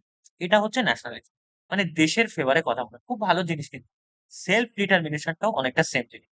তো এবার লেনিন স্ট্রংলি সাপোর্ট করতে শুরু করে এই সব। দেখো, লেনিন কিন্তু মার্কসিজমটা তাকে গুরু মেনে কিন্তু, মানে যে এরকম নয় লেনিন মার্কসের বিরোধিতা করছে। মার্কস যে গুলো করেছে সেগুলোকে তিনি রেকটিফাই করছেন এবং এটাকে ধীরে ধীরে ধীরে ধীরে এলাবোরেট করতে শুরু করছেন, যে কিভাবে আরো বেশি করে আমরা এস্টাবলিশ করতে পারি। এবং কি বলেন যে হচ্ছে গিয়ে right of nations to self determination এবং হচ্ছে freedom of colonies from the imperial. যে হচ্ছে গিয়ে উনি বলতে থাকেন যে আপনাদেরকে সেলফ ডিটারমিনেশন মানে হচ্ছে নিজের দেশকে নিজেরাই কন্ট্রোল করতে হবে, নিজেরাই ডিটারমাইন করতে হবে নিজের দেশের ফিউচার। এটা কারণ কি? এটা কোথায় খাওয়ানো যাবে? ওই ব্যাকওয়ার্ড ক্লাস গুলো, দেশ ব্যাকওয়ার্ড ক্লাসের দেশগুলোকে, ইন্ডিয়া, চাইনা, এসব। এগুলোকে কারা দখল করে রেখেছে? এগুলো হচ্ছে গিয়ে ইম্পেরিয়ালিজম যারা করেছে, বা ইম্পেরিয়ালিজম যারা করেছে, তোমার ইংল্যান্ড, আমেরিকা, এরা দখল করে রেখেছে। তো এদেরকে বলতে হবে ন্যাশনালিজমের মধ্যে আসুন, আপনারা নিজের দেশকে ভালোবাসুন, নিজের দেশ থেকে এদেরকে বিতাড়িত করুন, এদেরকে তাড়িয়ে দিন, তাই না? তো এবং সেলফ ডিটারমিনেশনের ব্যাপারটা বুঝুন। এবং আপনারা ফ্রিডম চান এই সমস্ত কলোনি গুলো, ইম্পেরিয়াল রুল থেকে। কি করে? কি অপোজড হচ্ছে ন্যাশনাল অপারেশন, ন্যাশনালিজমকে দাবিয়ে রাখবে অন্য কোনো দেশ এসে। না, ওটা উনি মানতেন এবং হচ্ছে ফোর্স করতেন ইউনিটি অফ এম্পায়ার্স। এবং হচ্ছে কি this inspired anti colonial movement Asian Africa. এবং ধীরে ধীরে উনি বোঝাতে শুরু করেন যে আপনাদের ন্যাশনালিজম আছে, আপনাদের সেলফ ডিটারমিনেশন, নিজের দেশকে মানে স্বশাসন ঘোষণা করার অধিকার আপনাদের আছে। অ্যান্টি কলোনিয়াল মুভমেন্ট গুলো কোথায় হবে? এশিয়া আর আফ্রিকাতে মেইনলি হচ্ছে গিয়ে তোমার কলোনিজমটা ছিল, বা সাম্রাজ্যবাদটা ছিল, তাই না? দখল করা ছিল। তাই এগুলোতে কি করা হয়? মুভমেন্ট গুলো ধীরে ধীরে ধীরে ধীরে গড়ে ওঠে। তাই এবং হচ্ছে ইন্ডিয়ান ফ্রিডম স্ট্রাগল লিডাররা অলসো লেনিনকে স্টাডি করে তখন। কারণ আমরা শুনে থাকবো যে জওহরলাল নেহরু বা ইন্দিরা গান্ধী, এরা অনেকটা হচ্ছে কি লেনিন মাইন্ডসেট, বা এরা অনেকটা তুমি বলতে পারো কংগ্রেস করলেও এদের মাইন্ডসেটটা অনেকটা সেন্ট্রালিজম, বা হচ্ছে কি তুমি বলতে পারো কিছুটা রাশিয়া ঘেঁষা। তাই না? তার জন্য দেখো, রাশিয়ার সাথে যেহেতু আমাদের দেশের তখনকার পলিটিক্যালরা, মানে পলিটিক্যাল লিডাররা, মানে যেহেতু রাশিয়াকে একটু সাপোর্ট করতো, বা রাশিয়াও আমাদের সাপোর্ট করতো, তো তখন থেকেও কিন্তু আমাদের মানে রাশিয়ার সাথে সম্পর্ক আজকাল থেকে ভালো নয়। তাদের সাথে কিন্তু দেশের যখন স্বাধীন হয় বা স্বাধীন হওয়ার আগে থেকেই কিন্তু আমাদের সাথে রাশিয়ার সম্পর্ক ভালো। এইটার জন্য। ওকে। এবার নেক্সট হচ্ছে কি ৮ নাম্বার। এবার একটা টাইমে যদি এরকম হয়, এবার নেক্সট হচ্ছে রিভলিউশন থ্রু ফায়ার। আচ্ছা, এটাও খুব সুন্দর। যে লেনিন বিলিভড করতো যে ওই যে যেটা মার্কস কি বিলিভ করতো, মার্কস বলতো ও একদিন ওয়ার্কারদের কি হবে, ওই নিজের দেয়ালে পিঠ থেকে যাবে, তারপরে তারা আন্দোলন করতে শুরু করবে। ওটা অটোমেটিক্যালি হবে, ওইসব ভেবে কোনো লাভ নেই। এটা কে বিলিভ করতো? এটা মার্কস বিলিভ করতো। কিন্তু লেনিন বলছে না, এসব পিসফুলি কিছু হবে না মুখের গল্পতে, এটা ভায়োলেন্স এর মাধ্যমে করতে হবে, এটা হিংসাত্মক ভাবে করতে হবে। তো লেনিন ওই পিসফুল আইডিয়াটাকে রিজেক্ট করে। লেনিন বলে capitalist state can not be reformed, মানে ক্যাপিটালিস্ট স্টেটকে তুমি কখনো রিফর্ম করতে পারবে না। ইট মাস্ট বি ডিস্ট্রয়েড এবং রিপ্লেস। মানে কি? যে ধরো ফর এক্সাম্পল তুমি আমেরিকা, এখন যদি ভাবো আমেরিকা, ইংল্যান্ড, এরা ক্যাপিটালিস্ট দেশ, বা ইউরোপ, এদেরকে তুমি রিফর্ম করবে। রিফর্ম মানে কি? এই একটু ধুয়ে মুছে আস্তে আস্তে ওই ক্যাপিটালিস্ট মাইন্ডসেট থেকে হচ্ছে গিয়ে কোথায় নিয়ে যাবে? মার্কসিস্ট মাইন্ডসেটে। না, উনি বলছেন, লেনিন বলছে এটা এটা প্রবলেম, এটা সম্ভব। তাহলে কি সম্ভব? লেনিন বলছে যে এটাকে অবভিয়াসলি কমপ্লিটলি ডেস্ট্রয় করতে হবে। এটাকে কি করতে হবে? কমপ্লিটলি ডেস্ট্রয় করতে হবে এবং এটাকে রিপ্লেস করে দিতে হবে। এবং এটাকে কমপ্লিটলি ডেস্ট্রয় করে কি ওই মার্কসিজমটাকে কিসের জায়গায় বসিয়ে দিতে হবে? ক্যাপিটালিজমের জায়গায় বসিয়ে। এটা সম্ভব, কিন্তু রিফর্ম সম্ভব। তাই সে সে অর্গানাইজ করে। এবার দেখো, এবার কি করতে হবে? রিফর্ম কারা করবে? আর্ম ফোর্স করবে, মানে সেনাবাহিনীর লোকেরা করবে, বা বলতে পারো সেনাবাহিনী হওয়ার যারা যোগ্য, মানে যাদের মধ্যে মানে বিপ্লব, মারামারি, যুদ্ধ এই সমস্ত করার ক্ষমতা আছে, তার জন্য উনি তৈরি করেন হচ্ছে আর্ম রিভলিউশন। মানে আর্ম ফোর্সদের নিয়ে, মানে সেনাবাহিনী নিয়ে একটা রিভলিউশন করে। তারা ক্যাপিটালিস্টের এগেনস্ট করে। 1907 রাশিয়ায় রিভলিউশন, এবং কি তারা seizure of state power by workers, এবং হচ্ছে কি স্টেট পাওয়ারটাকে ওয়ার্কারের মাধ্যমে দখল। তো এইটা ভায়োলেন্স এর মাধ্যমে হবে। এবং হচ্ছে গিয়ে এটা হচ্ছে গিয়ে কার কথা? এটা হচ্ছে গিয়ে এটাও একটা মার্কসিজমকে। দেখো, এই যে ভায়োলেন্স এর মাধ্যমে হবে, এই যে রিভলিউশন থ্রু ভায়োলেন্স, এটার ইন্ডিয়াতে একটা এক্সপ্লেনেশন শোনো। তাহলে মাওয়িস্ট শুনেছো? মাওয়িস্ট, মাওবাদী, মাওবাদী শুনেছো? হ্যালো, হ্যাঁ মাওবাদী স্যার। ছত্তিশগড় দেবদি মাওবাদী শোনোনি? মাওবাদীরা কি করে? মাওবাদীদের কাজ কি? ওটা তো এই কমিউনিস্টদেরই একটা হচ্ছে গিয়ে যারা মানে কমিউনিস্টরা যারা নর্মাল কমিউনিস্ট দেখো সিপিএম করে, ওরা চায় ওই মার্কসিজমের মাধ্যমে ওই নর্মালি চলে আসবে, ঠিক আছে, মানে এমনি চলে আসবে, ওই হয়ে যাবে, একদিন বিপ্লব হবে, এইসব মেন্টালিটি রাখে। যারা মাওয়িস্ট মানে মাওবাদী ছত্তিশগড়ের দিকে, আমাদের ওয়েস্ট বেঙ্গলে কিন্তু প্রথম মাওবাদী আন্দোলনটা শুরু হয়। তারা ভাবে এই ক্যাপিটালিজম সোসাইটিকে সরাতে গেলে তাদের এগেনস্টে আমাদের যুদ্ধ করতে হবে। তারা কি, তাই জন্যই তো তারা আমাদের দেশের সেনাবাহিনীকে মারে, তাই জন্যই তো তারা আমাদের দেশের নেতা মন্ত্রীকে মারে, তাই জন্যই তো তারা ক্যাপিটালিস্ট মাইন্ডসেটের লোকজনদেরকে মারতে শুরু করে। কেন? তারা বলে যে শুধুমাত্র এই মার্ক্সবাদী বা এই মার্ক্সিজম শুধুমাত্র ক্যাপিটালিজম সোসাইটিকে ডিস্ট্রয় করা এবং রিপ্লেস করার মাধ্যমে আসবে, কোনো রিফর্ম টিফর্মের মাধ্যমে আসবে না। তো এইটা তার জন্য এটা হচ্ছে ইন্ডিয়ান পার্ট বলতে পারো। তো এটা হচ্ছে রিভলিউশন থ্রু ভায়োলেন্স, এক্সাম্পল দিয়ে দিলাম। এবার নেক্সট হচ্ছে নিউ ইকোনমিক পলিসি, তাদের এনইপি আছে। আফটার রিভলিউশন লেনিন ইন্ট্রোডিউস করে কি, যখন বলশেভিক আন্দোলন হয় তারপরে তিনি 1921 সালে নিউ ইকোনমিক পলিসি তৈরি, যেটা মানে হচ্ছে গিয়ে ওই যে বললাম প্রাইভেট ট্রেড কোথায় থাকবে, প্রাইভেট ট্রেড থাকবে বা প্রাইভেট ব্যবসা বাণিজ্য কোথায় থাকে, এটা ক্যাপিটালাইজ সোসাইটিতে থাকবে। কিন্তু এই সরি, কিন্তু এই যে হচ্ছে গিয়ে তোমার লেনিন তিনি বলছেন না, এটা করলে হবে না। প্রাইভেট, সেটা ক্যাপিটালিজমে থাকে প্রাইভেট ব্যাপার ট্যাপার বা প্রাইভেট বিজনেসম্যান, এখানে সেটা লিমিট করে দিতে হবে। 10টা 5টা মানে তাদেরকে মনোপলি করতে দিলে হবে। এবং প্রত্যেকটা মেজর ইন্ডাস্ট্রি বড় বড় ইন্ডাস্ট্রি গুলো, হ্যাঁ, সেগুলোর উপরে কি করতে হবে, স্টেটের কন্ট্রোল থাকবে। স্টেট মানে কি, স্টেটে কারা দখল থাকবে, ওয়ার্কাররা, পিজেনরা, তাদের কাউন্সিল থাকবে, তাদের কন্ট্রোল, তারা ইন্ডাস্ট্রিতে কি হবে না হবে এটা দেখো। এবং এই লেনিন দেখো আরেকটু লিবারাইট ছিল, মিক্সড ইকোনমি কেন, কারণ লিমিটেড তো প্রাইভেট ট্রেড থাকছে, মানে লিমিটেড প্রাইভেট ট্রেড কথা মানে তুমি ক্যাপিটালিজমটা হালকা পাতলা লাগছো, এবং কিন্তু ম্যাক্সিমাম রাখছো তুমি সোশ্যালিজম বা হচ্ছে গিয়ে তুমি কি বলে মার্ক্সিজম, কিন্তু এটাকে বলা হচ্ছে মিক্স ইকোনমি। ইনি কিন্তু এই প্রপোজালটা দিয়েছেন, এবং এর পারপাস কি ছিল, রিবিল্ড ওয়ার্ড অন ইকোনমি। দেখো পুরোপুরি ভাবেই যদি ভাবে যে হচ্ছে কি কোনো রকম প্রাইভেট ইন্ডাস্ট্রি থাকবে না, তাহলে কোনো শিল্পপতি মানে কাজ করবে না, তাদের শিল্পই চলে যাবে, কেউ বিজনেসম্যান হওয়ার কথা ভাববেই না।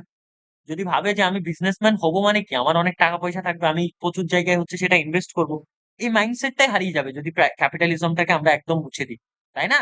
তাহলে কি এই মাইন্ডসেট, স্টার্ট আপের মাইন্ডসেট, এগুলো যখন হারিয়ে যাবে, তার মানে কি একটা তুমি যুদ্ধ বিধ্বস্ত দেশকে তুমি এইভাবে রিবিল্ড করতে পারো। তাই উনি মিক্স ইকোনমির ব্যালেন্স করে চলার চেষ্টা করছে, কিন্তু ম্যাক্সিমামটা সেদের হাতেই থাকবে আর কি। তো এটা হচ্ছে, তো উনি বলতে চাইছে যে এটা মার্ক্সিজমের ফ্লেক্সিবিলিটি। মার্ক্সিজম কমপ্লিটলি যাই মানে কোনোভাবে মানে প্রাইভেট বিজনেসম্যান থাকবেই না, কিন্তু উনি এটা ব্যালেন্স করার চেষ্টা করছে। তো লেনিন প্রমাণ করেছে মার্ক্সিজম হচ্ছে একটা প্র্যাকটিক্যাল জিনিস, এটা কোনোরকম কঠোর জিনিস নয়, যদি এটাকে আমরা একটু ফ্লেক্সিবল করে দিই, এটা উনি বলছেন। এবং তারপরে কি, ইন্টারন্যাশনালিজম এবং হচ্ছে কমিউনিস্ট ইন্টারন্যাশনাল কমিন্টার্ন। তখনকার সময়তে না এরকম একটা ইসে ছিল, যে হচ্ছে গিয়ে কমিউনিস্ট দেশ যতগুলো ছিল তাদেরকে নিয়ে কিন্তু একটা গ্রুপ ছিল। হ্যাঁ, এটা এখনো, এখন তেমন কমিউনিস্ট দেশ নেই তাই গ্রুপ নেই। তখনকার সময়তে রাশিয়া, চীন, তারপরে যুগোস্লাভিয়া, হ্যাঁ, আরো কিছু কমিউনিস্ট দেশ, কিউবা, এই সমস্ত দেশের একটা গ্রুপ ছিল তখন। এবং ক্যাপিটালিস্ট দেশ আমেরিকা, ইংল্যান্ড, এদেশের সাথে অনেক কিন্তু এদের সাথে মানে যুদ্ধ যুদ্ধ ভাব হতো তখনকার সময়। এবার কি, লেনিন বিলিভ করে যে socialism can not survive in one country, যে সোশ্যালিজম শুধুমাত্র একটা কান্ট্রিতে সার্ভাইভ করবে, এটা না। যে একটা কান্ট্রি রাশিয়াতেই থাকবে আর পৃথিবীর কোথাও সোসাইটিজম থাকবে না, এরকম হতে পারে না। ওয়ার্কার সমস্ত দেশে আছে, তো সমস্ত দেশের ওয়ার্কারদের আমাদেরকে ইউনাইট করতে হবে, একত্রিত করতে হবে, এটা উনি বিশ্বাস করতেন। এবং সেখানে কি মার্ক্সিজমটাকে প্রতিষ্ঠা করতে হবে। এবং he establish Communist International. Communist International মানে কি, যে বিভিন্ন দেশে কমিউনিস্টরা থাকবে, মানে এই কমিউনিজমকে যারা ফলো করবে, মার্ক্সিজমকে যারা ফলো করবে, তারাই কমিউনিস্ট হবে, মার্ক্সিস্ট হবে, এটা উনি ভাবতেন। এবং হচ্ছে এটা কি state socialist revolution world wide, এই যে সমাজতান্ত্রিক যে হচ্ছে গিয়ে আইডিয়াটা, এটাকে কিন্তু পুরোপুরি মানে হচ্ছে ওয়ার্ল্ড ওয়াইড উনি ছড়িয়ে দেওয়ার ব্যবস্থা করেছেন এই কমিউনিস্ট ইন্টারন্যাশনাল এস্টাবলিশের মাধ্যমে, কারণ তিনি তখন সেই দেশের নেতা। এবং তিনি বিভিন্ন দেশের যে ওয়ার্কার মুভমেন্ট গুলো আছে সেগুলোকে তোমরা সাপোর্ট করো, কমিউনিস্টদের বলে দিয়েছেন তিনি, তাই না? সেটা প্রত্যেক দেশে। এবং আর কি, যে কনক্লুশন হচ্ছে গিয়ে এটাও কিন্তু হচ্ছে কি, এই যে ইন্টারন্যাশনালিজম মানে আন্তর্জাতিকতাবাদ, কিসের মাধ্যমে, কমিউনিস্ট ইন্টারন্যাশনাল এস্টাবলিশের মাধ্যমে, যে শুধুমাত্র সেখানে কমিউনিস্ট মাইন্ডসেটের লোকেরাই থাকবে, জাতি ধর্ম বর্ণ নির্বিভেদে। ওকে, এবার কি এর কনক্লুশন এটাই বলতে পারি, এটাও কিন্তু একটা মানে লাস্ট এই যে 10টা তোমরা বললা, এগুলো হচ্ছে গিয়ে মার্কসিজম ডেভেলপমেন্টের ক্ষেত্রে লেনিনের একটা কন্ট্রিবিউশন।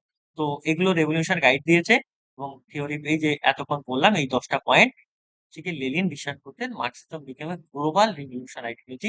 এটা হতে পারে একটা মার্কসিজম হতে পারে যে পুরো পৃথিবীর লোকের জন্য একটা আইডিওলজি, যেমন যেটাকে আমরা বলি মার্কসিজম লেনিনিজম। মানে উনি যে দেখো মার্কসিজমটা তো কে দিয়েছে, কার্ল মার্কস দিয়েছে, কিন্তু লেনিনিজম কেন বলা হচ্ছে, কারণ লেনিনিজম যে আপগ্রেড একটা মতবাদ দিয়েছে মার্কসিজমের, এটাকে বলা হচ্ছে লেনিনিজম, আর কিছুই না। কারণ তিনি আপগ্রেড করে আরেকটা মতবাদ দিয়েছে। কিন্তু তিনি কি মার্কসকে রিজেক্ট করেছেন এরকম না, মার্কসকে রেকটিফাই করে আরেকটা নতুন করে নতুন কিছু ওয়ে বা প্রসেস সেখানে অ্যাড জয়েন করেছে।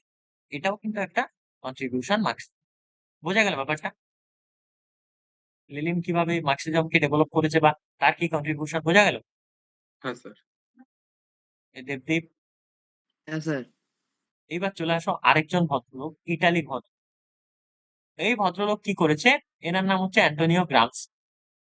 ইনি ইন্ট্রোডাকশন করছেন, সরি ইনি হচ্ছে কি আবার আরেকটা পলিটিক্যাল থিঙ্কার।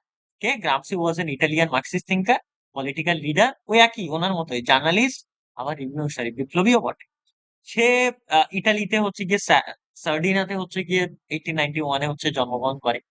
এবার ইটালি, এবং তিনি মারা যান হচ্ছে গিয়ে 1937-এ। Gramsci is one of the most important political theorist. মানে তিনি অনেক বড় পলিটিক্যাল ফিলোসফার ছিলেন 20-এর দশকে বা মানে 20th সেঞ্চুরিতে। এবার কি, he was founding member of Italian Communist Party. এবার দেখো উনি কিন্তু একটু পরের দিকে আসে, ভালো করে বুঝো। মানে কি, কার্ল মার্কস আর লস এঞ্জেলস সবার ফার্স্টে আসে মার্কসিজমটাকে নিয়ে, মানে ওনাদের গুরুত্ব অবশ্যই আছে, ওনারাই তো এটাকে সবার ফার্স্টে ইন্ট্রোডিউস করে। ওনারা আবিষ্কার না করলে তো কেউ পৃথিবীতে এটা পেতোই না, মার্কসিজমের আইডিয়া যে ক্যাপিটালিজমের অল্টারনেটিভ কিছু হতে পারে। তার কি হয়, এটাকে আপগ্রেড কে করে, যে দেখো ওটা একটা থিওরি ছিল লস এঞ্জেলস আর হচ্ছে গিয়ে কার্ল মার্কসের। এবার সেটাকে অ্যাপ্লিকেশন কিভাবে করবে সেটা কে দেখায়, সেটা দেখায় হচ্ছে গিয়ে লেনিন, যে কিভাবে অ্যাপ্লিকেশন হতে পারে বাস্তবে সম্ভব, আমি করে দেখিয়েছি সোভিয়েত ইউনিয়নে। এইবার সেটাকেই যখন বিভিন্ন দেশে মানে ছড়িয়ে দেওয়া হয়, তার মধ্যে ইটালিতে ছড়িয়ে দেওয়া হয় হচ্ছে গিয়ে এই অ্যান্টোনিও গ্রামসির মাধ্যমে। তো ইটালিতে ওই যে বললাম কমিউনিস্ট ইন্টারন্যাশনাল এস্টাবলিশ হয়। কমিউনিস্ট ইন্টারন্যাশনাল যখন এস্টাবলিশ হয়, তখন কি সেটা হচ্ছে গিয়ে ইটালিতে ফাউন্ডিং মেম্বার প্রত্যেকটা দেশের, যেমন আমাদের দেশে কমিউনিস্ট ইন্টারন্যাশনাল, যে আমাদের দেশে কমিউনিস্ট পার্টি অফ ইন্টারন্যাশনাল কে, ওই রাশিয়ার তাশকন্দে, যেটা উজবেকিস্তান, এখন উজবেকিস্তান না তাজিকিস্তান, সেখানে একটা তাশকন্দ বলে জায়গা আছে, সেই শহরে প্রতিষ্ঠা করে এম এন রায়। এই ভদ্রলোক হচ্ছে ইন্ডিয়ার কমিউনিস্ট পার্টি প্রতিষ্ঠার একজন ফাউন্ডিং মেম্বার। তার মানে কি, এরা প্রত্যেকেই কিন্তু রাশিয়ার সাথে অ্যাসোসিয়েটেড। তো এই ভদ্রলোকও রাশিয়ার সাথে, বা সোভিয়েত ইউনিয়ন, এখন তো রাশিয়া অ্যাসোসিয়েটেড। এবং ইনি কি করেন, Communist Party, Italy Communist Party তাদের একটা, because of his opposition to Italian fascism. এইবার দেখো কেন এটা তৈরি হয়েছে ইটালিতে। ইটালিতে কি হচ্ছিল তখন 1926 এর দিকে, মুসোলিনি, আর ইসেতে জার্মানিতে হিটলার। এই মুসোলিনি ছিলেন একটা ফ্যাসিজম। ফ্যাসিজম মানে কি, এক্সট্রিমিজম কে বোঝানো হয়, এক্সট্রিমিজম ন্যাশনালিজম, মানে এক্সট্রিম ন্যাশনালিজম, মানে জাতীয়তাবাদ, মানে হচ্ছে গিয়ে তোমার এক্সট্রিম, মানে আমার দেশই আমার দেশ, মানে মানে কি বলবো, অন্য দেশের কোনো লোক আসতে পারবে না, অন্য দেশের লোককে কোনো জায়গা যাবে না, মানে পুরো ওয়ার্ল্ড এর মধ্যে নিজের দেশের লোকেদেরকে এস্টাবলিশ করা নাই। এটা খুব বাজে কিন্তু। ন্যাশনালিজম ভালো, আমার দেশের লোক ভালো, সব ভালো, কিন্তু আমাদের দেশের লোকই আমার দেশই পুরো বিশ্বকে শাসন করবে, পুরো বিশ্বের সাথে যুদ্ধ করে বেড়াবে, এই মাইন্ডসেট খুব খারাপ, তাই না? তো কি, এই ফ্যাসিজম, এটাকে বলা হয় ফ্যাসিজম। ওকে। এবং হচ্ছে কি, ফ্যাসিজমে কি থাকে, নেতারাই সর্বোপরি। ফ্যাসিজমে কিছু সংখ্যক লোকেরাই একটা নেতা হয়, ফ্যাসিজম একজন লোক মানে ভীষণ বড় নেতা হয়, দেশের প্রধানমন্ত্রী বা রাষ্ট্রপতি বা দেশের সর্বাধিনায়ক, তিনিই ভাবেন আমিই সেরা, আমিই সব, আমিই হচ্ছে গিয়ে গড, এরকম মাইন্ডসেট। এটা ফ্যাসিজম তখন এস্টাবলিশ হয় কোনো একটা দেশে। তো ইটালিজম ফ্যাসিজম তখন চলছে কোথায়, সেটা হচ্ছে চলছে হচ্ছে গিয়ে তোমার ইটালিতে। এইবার তো উনি বলছেন যে এইবার তো মানুষকে একত্রিত করতে হবে, অনেক ওয়ার্কাররা এক্সপ্লয়েট হচ্ছে। তখন এই আস্তে আস্তে ইটালিয়ান কমিউনিস্ট পার্টি তৈরি করেন, যার ফাউন্ডিং মেম্বার অ্যান্টোনিও গ্রামসি। এবার তাকে অ্যারেস্ট করে নেয় মুসোলিনি, কারণ তিনি একটা ডিক্টেটর ছিলেন, ওই ইসের মতো, ওই তো ওনার নাম কি যেন ছিল, হিটলারের মতো। তো এইবার উনি ওনাকে অ্যারেস্ট করেন, এবং তার ম্যাক্সিমাম লাইফ কিন্তু হচ্ছে কি জেলে কাটে। ডিউরিং ইমপ্রিজনমেন্ট, মানে জেলে থাকার সময়, সে একটা বই লেখেন প্রাইজন নোটবুকস, হোয়ার হিজ মেজর আইডিয়া ডেভেলপ। এবার তিনি কি করেন, এই ইটালিয়ান কমিউনিস্ট পার্টিকে ডেভেলপ করার জন্য, বা ওয়ার্ল্ড ওয়াইড কমিউনিস্ট পার্টিকে ডেভেলপ করার জন্য তিনি এই বই লেখেন, এবং বইয়ের মাধ্যমে তার আইডিয়া গুলো হচ্ছে গিয়ে ছড়িয়ে দেওয়ার চেষ্টা করেন। এবার এই কোশ্চেনটা কি, এইটা হচ্ছে গিয়ে আমাদের point, Antonio Gramsci and his political thought. এইটাই কিন্তু আমরা এটা পড়বো না যে মার্কসিজমে কি মানে হচ্ছে গিয়ে মানে কন্ট্রিবিউশন করেছেন অ্যান্টোনিও গ্রামসি, তার থট কি ছিল, তিনিও একজন ফিলোসফার, তার কি থট ছিল এটা পড়তে হবে। এবার গ্রামসি চেষ্টা করেন এই যে মডিফাই ক্লাসিক্যাল মার্কসিজম, হ্যাঁ, যেটা এক্সপ্লেন করেন why socialist revolution succeed in Russia failed in western Europe. মানে দেখো উনি দেখো রাশিয়া হচ্ছে তখন সোভিয়েত ইউনিয়ন, সোভিয়েতরা কিছুটা হচ্ছে এশিয়া কিছুটা ইউরোপ, তো ওটাকে কমপ্লিটলি ইউরোপের মধ্যে ধরে না। তো উনি এটা ইসে করেন, দেখো যে জার্মানি ইতালি এগুলো তো ওয়েস্টার্ন ইউরোপের একটা পার্ট, তো ওয়েস্টার্ন ইউরোপে কেন ফেল করেছে, কিন্তু হচ্ছে গিয়ে তোমার ইস্টার্ন ইউরোপ মানে রাশিয়ার দিকে কিভাবে হচ্ছে গিয়ে এটা তোমার সাকসিড হয়েছে, এটা উনি হচ্ছে এক্সপ্লেইন করেন তার থটের মাধ্যমে। তো সবার ফার্স্টে গ্রামসি ওয়াজ থট ইম্পর্টেন্ট কেন, ক্লাসিক্যাল মার্কসিজমে তিনি বিশ্বাস করা হয় যে ইকোনমিক স্ট্রাগলস মানে হচ্ছে কি স্ট্রাকচার কন্ট্রোল করে সোসাইটি, যে ইকোনমিক স্ট্রাকচার কন্ট্রোল করে সোসাইটিকে কিভাবে বোঝো, একটা দেশে ওই যে বললাম কিছুক্ষণ আগে ক্যাপিটালিস্ট দেশে সেখানকার ইকোনমিক স্ট্রাকচার মানে কি, সেখানকার ইকোনমিক স্ট্রাকচার অনুযায়ী সবার হাতে টাকা আছে। তো তার মানে কি, যখন সবার হাতে টাকা আছে তার মানে ওটা কি, যখন টাকা আছে তখন মানে দেশের নেতা বা ক্যাপিটালিস্ট দেশের যারা নেতা হয় তাদের এগেনস্টে তাদের দেশের পিজেন্ট ওয়ার্কার এরা তো কোনোভাবেই তো হচ্ছে গিয়ে আন্দোলন করবে না, মুভমেন্ট করবে না, তাই না, রিভলিউশন করবে না, করবে না। তার মানে কি নেতাদের হাতে সেখানকার দেশের যারা আহ, নেতা আছে মানে ক্যাপিটালিস্ট নেতা, তো তারা কি, তারা তাদের দেশের সোসাইটিকে কন্ট্রোল করছে, তার মানে কি কোন একটা দেশের ইকোনমিক স্ট্রাকচারই তার দেশের সোসাইটিকে কন্ট্রোল করে। এটা হচ্ছে ক্লাসিক্যাল মার্কসিজম বিশ্বাস করতো। এবং ক্যাপিটালিজম উড কোলাপস অটোমেটিক্যালি। এবং ক্লাসিক্যাল মার্কসিজম আর কি বিশ্বাস করতো, যে হচ্ছে গিয়ে ক্যাপিটালিজম মানে অটোমেটিক্যালি কোলাপস করে যাবে, এটা বিশ্বাস করতো। ওয়ার্কাররা রিভোল্ট করবে ডিউ টু এক্সপ্লয়টেশন। এবার দেখো, এইবার মেইনলি এটা কি, এই যে ক্লাসিক্যাল মার্কসিজম এটা কি, এটা হচ্ছে গিয়ে তোমার কার্ল মার্কসের আইডিয়া, কার্ল মার্কস এসব বলে গেছে এগুলো।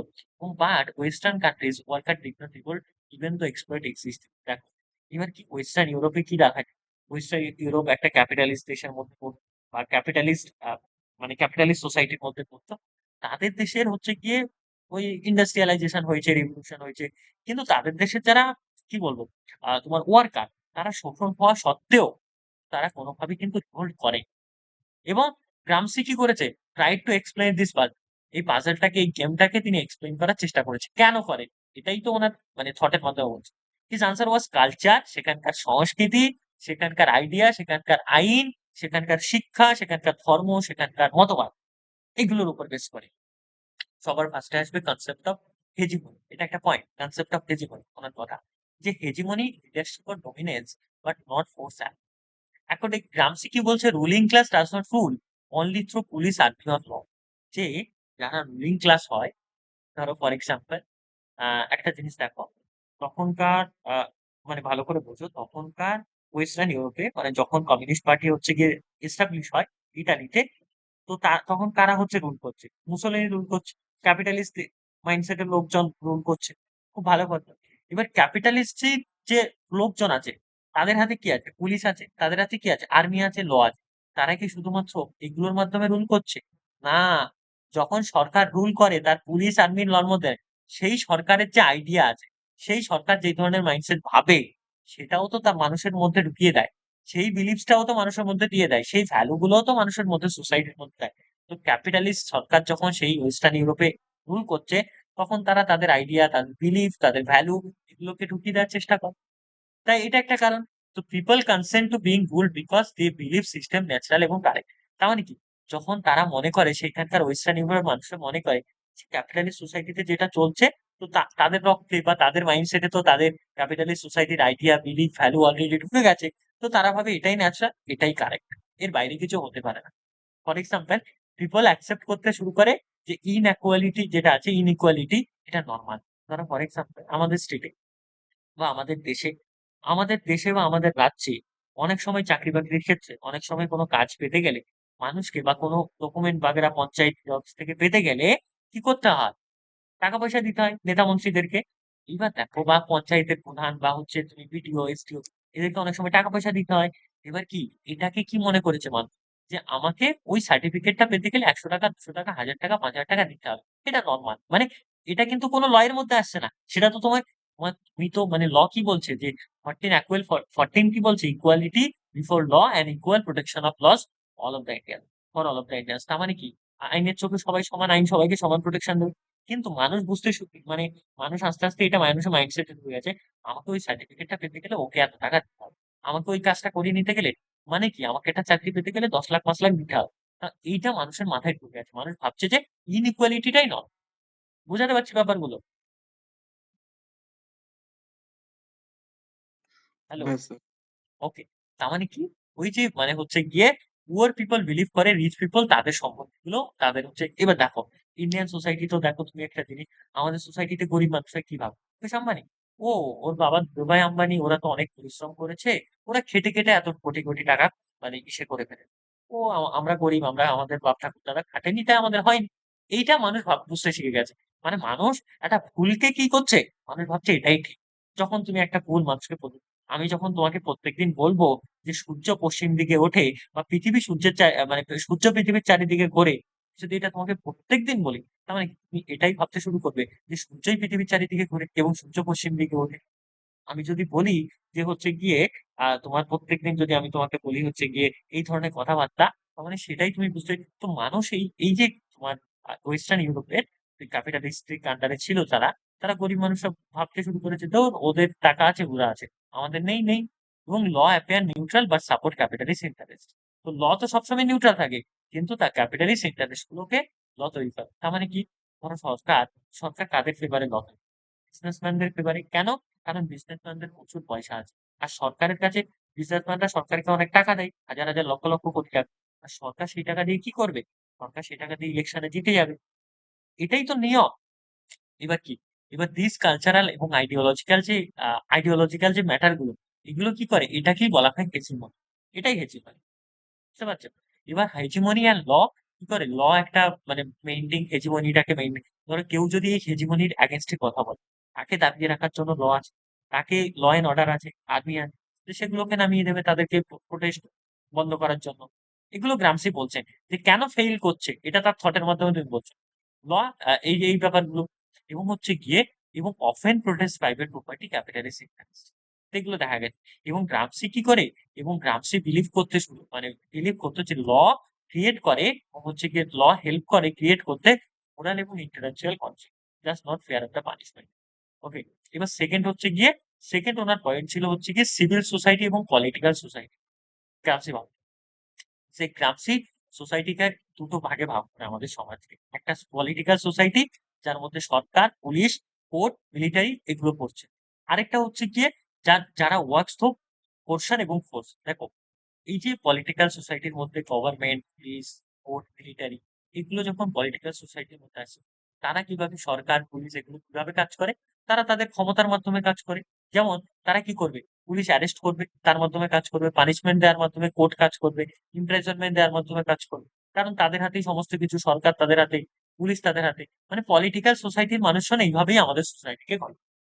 আর যে সিভিল সোসাইটি মানে যার মধ্যে পরিবার, স্কুল, ইউনিভার্সিটি, মিডিয়া, রিলিজিয়ান, ধর্ম, কালচার এটা আছে, তারা কিসের মাধ্যমে কাজ করে? তারা মতবাদের মাধ্যমে কাজ করে, তারা পারসিউশনের মাধ্যমে কাজ করে।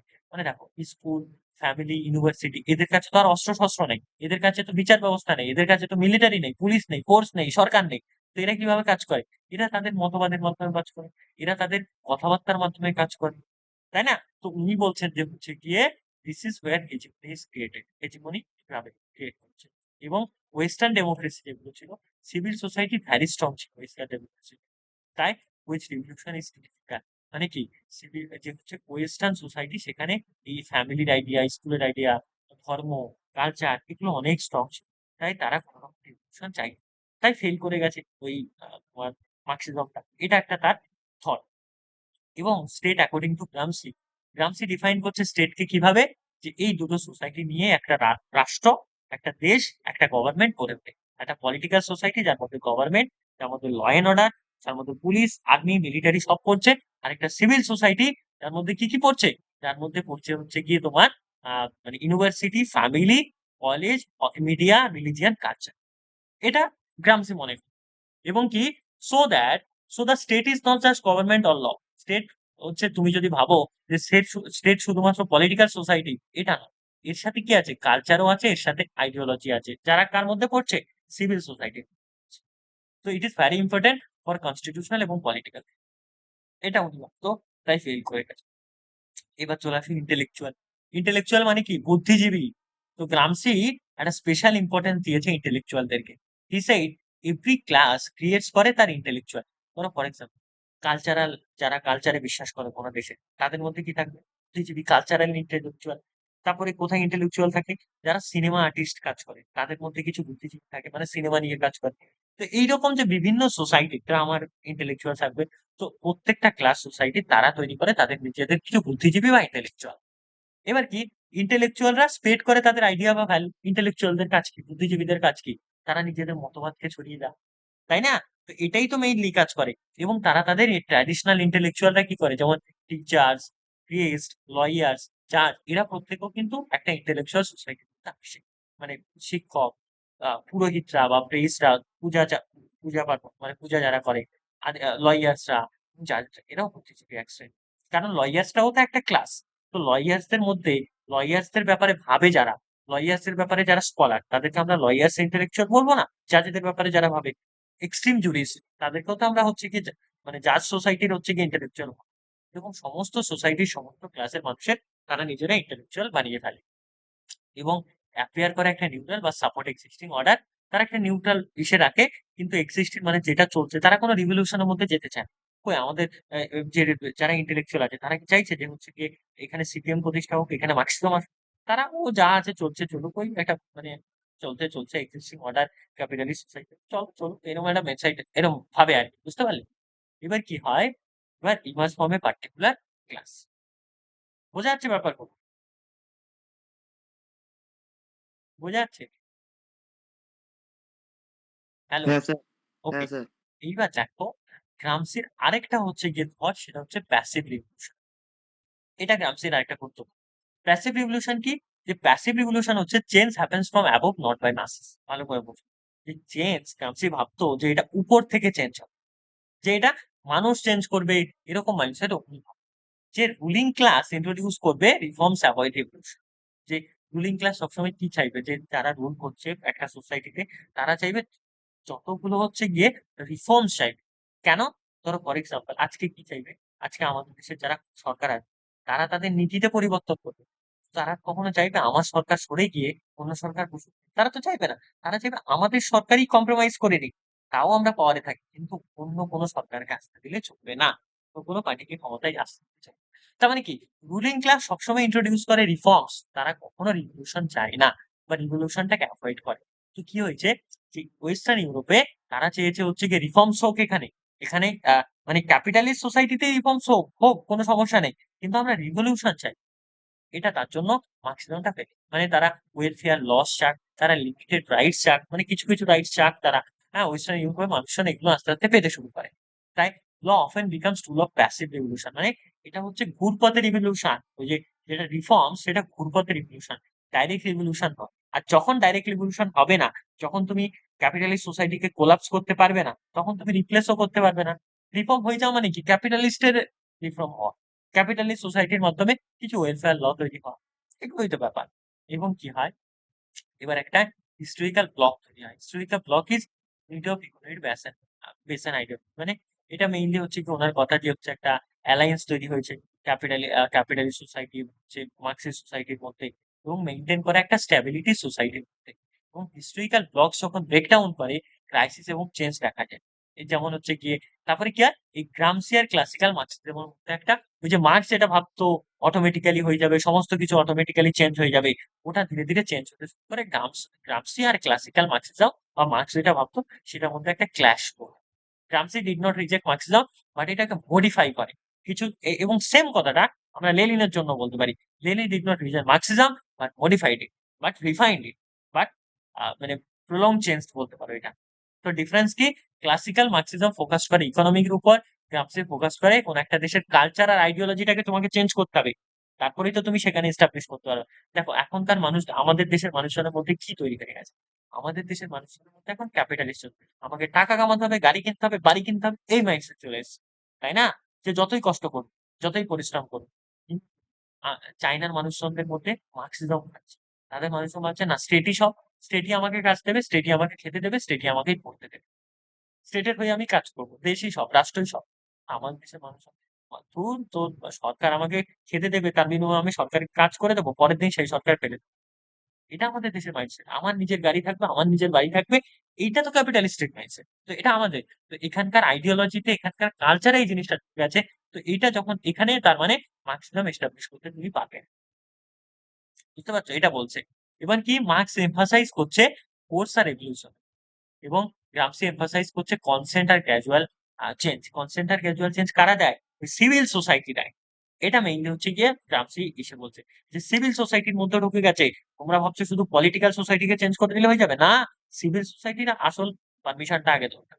তো এটা হচ্ছে গ্রামসির মেইনলি চেঞ্জ গুলো দরকার। কনক্লুশন আমরা এটাই বলতে পারি, অ্যান্টোনিও গ্রামসি দেখিয়েছে পাওয়ার কিভাবে হচ্ছে গিয়ে, পাওয়ার মানে কি পলিটিক্যাল সোসাইটি, কার মধ্যে government, military, court, police, law and order, এরা কিভাবে আইডিয়ার মধ্যে ঢুকে গেছে মানুষের, কিভাবে মানুষের কালচারের মধ্যে, আইনের মধ্যে, শুধুমাত্র ফোর্সের মধ্যে নয়, এরা সমস্ত জায়গায় ঢুকে গেছে, সিভিল সোসাইটিতে ঢুকে গেছে। কি এক্সপ্লেইন করতো? তার জন্য হচ্ছে গিয়ে why people ওবে the system willingly, নিজের ইচ্ছা সহকারে হচ্ছে গিয়ে সেই সিস্টেমটাকে তারা হচ্ছে কি করছে, তারা হচ্ছে সম্মান করছে।